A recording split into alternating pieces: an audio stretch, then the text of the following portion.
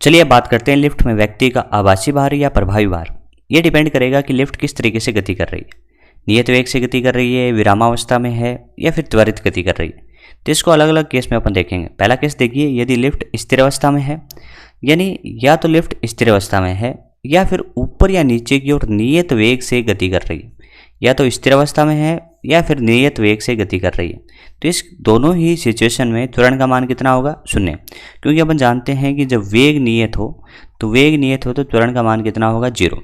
यहाँ पे अपन देखने वाले हैं कि आभासी भार या प्रभावी भार क्या होगा। देखिए, एक तो होगा वास्तविक भार। तो अपन जानते हैं कि वास्तविक भार क्या होगा। जैसे किसी भी वस्तु का द्रव्यमान m है तो उसका जो वास्तविक भार होगा उसका मान होगा mg। और यहाँ पे जो आभासी बोल रहे हैं या प्रभावी बोल रहे हैं वो अभिलंब प्रतिक्रिया बल n होगा, जिसको इस केस में r से भी दर्शाते हैं, बट अपन यहाँ पे कह देते हैं n होगा। तो इस केस में अपन लिखें तो अपन कह सकते हैं कि F नेट बराबर में m में लिखेंगे। तो F नेट की बात करें तो अपन कह सकते हैं कि n ऊपर की तरफ है माइनस mg और m गुणा में त्वरण का मान तो कितना है? 0। तो अपन कह सकते हैं कि इस केस में n बराबर क्या आया? mg आया। तो आप डायरेक्ट ही लिख सकते हैं n बराबर mg। n कौन सा भार है? इस केस में आप कह सकते हैं कि n है आभासी भार और mg क्या है? वास्तविक भार। तो इस केस में अपन लिख सकते हैं कि जो आभासी भार होगा उतना ही तो वास्तविक भार होगा, यानी आभासी भार किसके बराबर? तो आपका उत्तर होगा आभासी भार इस केस में वास्तविक भार के बराबर होगा। तो ये बड़ी सिंपल सी बात है, लेकिन याद रखिएगा ये किस केस में आएगा? या तो ये विरामावस्था में हो या फिर ऊपर या नीचे की ओर नियत वेग से गति करे। ये बात समझ में आ गई।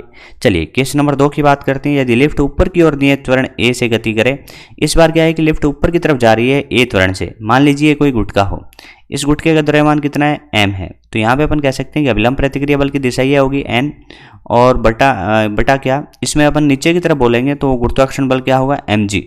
और ये लिफ्ट जा रही है ऊपर की ओर, तो अपन कह सकते हैं कि F नेट बराबर m में लिखें। तो F नेट बराबर m में F नेट उसको लिखा जाता है जो त्वरण की दिशा में हो। पहले उसको लिखेंगे जो त्वरण की दिशा में, तो n की बारी पहले आएगी, mg की बारी बाद में आएगी। तो n माइनस mg बराबर m इंटू a। तो इस केस में कह सकते हैं कि n बराबर में हो गया mg प्लस ma। तो आप कह सकते हैं कि इस बार n का जो मान है वो mg से कितना ज़्यादा है? m में और ज़्यादा है। तो इस केस में आप कह सकते हैं कि जो आभासी भार है, इस केस में अपन क्या कह सकते हैं कि आभासी भार का मीनिंग मतलब n।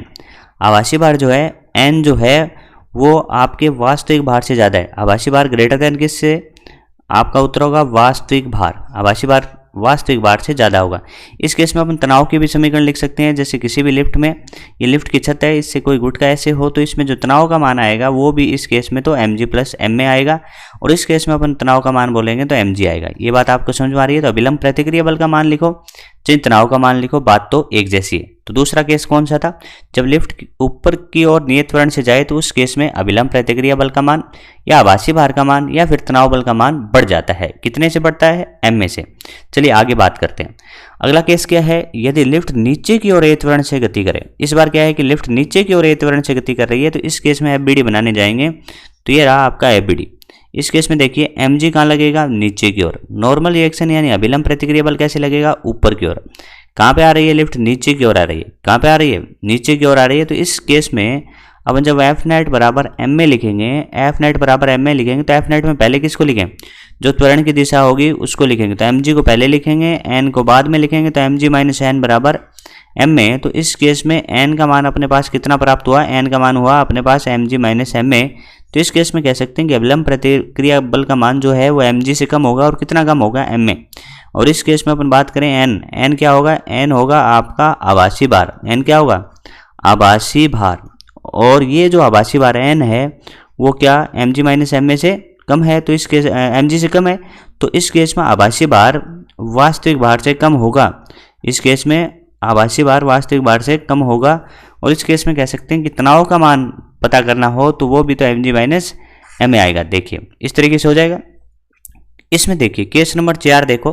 केस नंबर 4 में क्या बताया गया है? केस नंबर 4 में कह रहे हैं कि यदि लिफ्ट मुक्त रूप से नीचे गिरे। अब आपको ये पता होना चाहिए कि जब लिफ्ट मुक्त रूप से नीचे गिरती है तो उसका त्वरण कितना होगा? g, और ऊर्ध्वाधर नीचे की ओर। तो इस केस में अपन अभिलंब प्रतिक्रिया बल का मान पता करें तो क्या आएगा? देखें इस केस में गुटका देखो, ये गुटका है, इस गुटके का mg कैसे लगेगा? ऊर्ध्वाधर नीचे की ओर। अभिलंब प्रतिक्रिया बल कैसे लगेगा? ऊपर की ओर। बोला त्वरण किस तरफ है? तो आप कहोगे नीचे की ओर है। बोला कितना मान है? वो g के बराबर है। क्या अपन लिख सकते हैं F नेट बराबर m में? तो एफ नेट पहले किसको लिखोगे? एफ नेट आप कहोगे पहले उसको लिखेंगे जिसकी साइड में त्वरण है, तो हम लिख देते हैं M G, M G minus N, ये तो हो गया एफ नेट, बराबर में एम गुणा में ए का मान कितना है जी। इस केस में एम जी से एम जी कैंसिल आउट हो गया, एन का मान आया 0। क्या इस केस में कह सकते हैं कि आभासी जो भार है, आभासी भार जो है वो कितना हो गया? तो आप कहोगे आभासी भार का मान 0। ये जो कंडीशन होती है उसको भारहीनता की कंडीशन कहते हैं। तो ये वाली स्थिति कौन सी? भारहीनता की स्थिति प्राप्त हुई। कब है? जब लिफ्ट मुक्त रूप से नीचे की ओर गिरे। जब लिफ्ट मुक्त रूप से नीचे की ओर गिरे तो उस केस में भारहीनता की स्थिति प्राप्त होती है, यानी रस्सी होती तो रस्सी में तनाव का मान कितना होता? तो आपका उत्तर होता है तनाव का मान 0 होता, तनाव का मान 0 होता। देखिए वास्तविक भार तो आज भी mg है, लेकिन जो लिफ्ट के अंदर व्यक्ति है उसको ऐसा महसूस होगा कि उसका कोई भार नहीं है।